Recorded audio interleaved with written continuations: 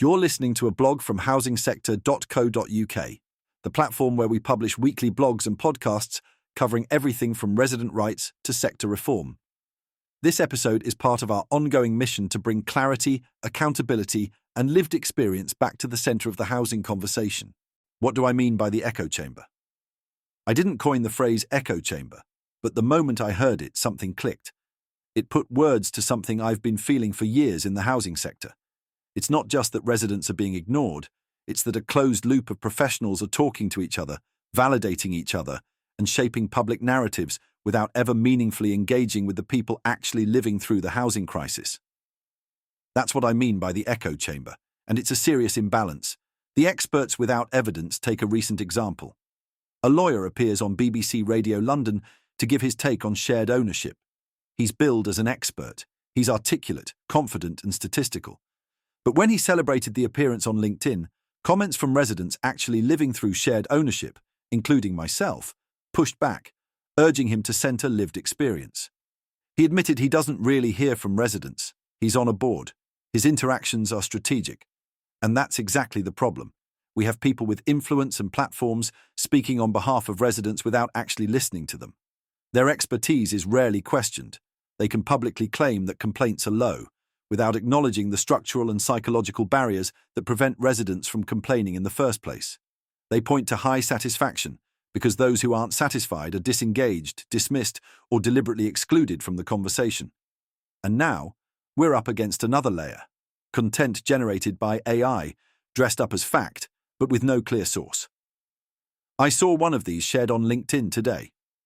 When pushed for the evidence, the author fell back on a vague reference to an old report they'd apparently read years ago. It's not good enough. It's not acceptable. We already have to contend with self-appointed experts and their selective opinions. Now we're facing AI content being shared as gospel truth.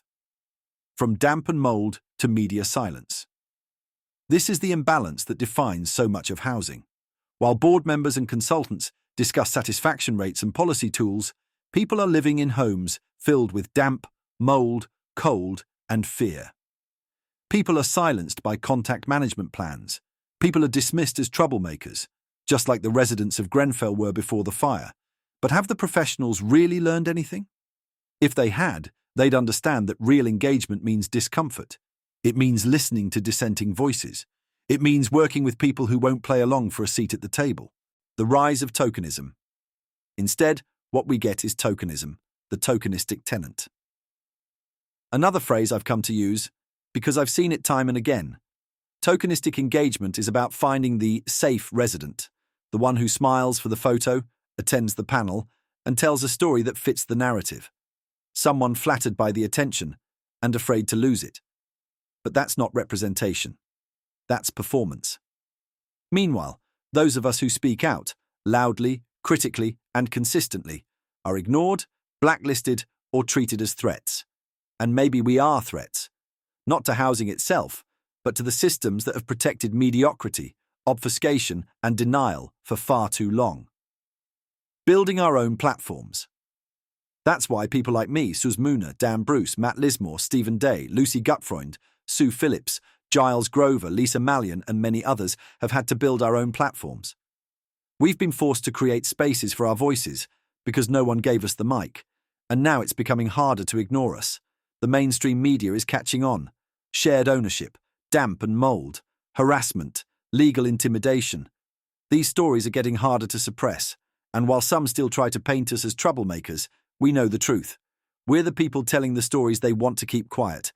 We're not anti-sector, we're anti-spin. The echo chamber is breaking. So when I talk about the echo chamber, I'm not just talking about tone-deaf experts or inflated LinkedIn posts. I'm talking about a structural failure to listen and a growing movement of people who refuse to be silenced. If you work in housing and you're still only hearing from the right kind of residents, maybe it's time to ask yourself why. Because the voices are out here. We're getting louder, and we're not going anywhere. Let's face it, many of us can't.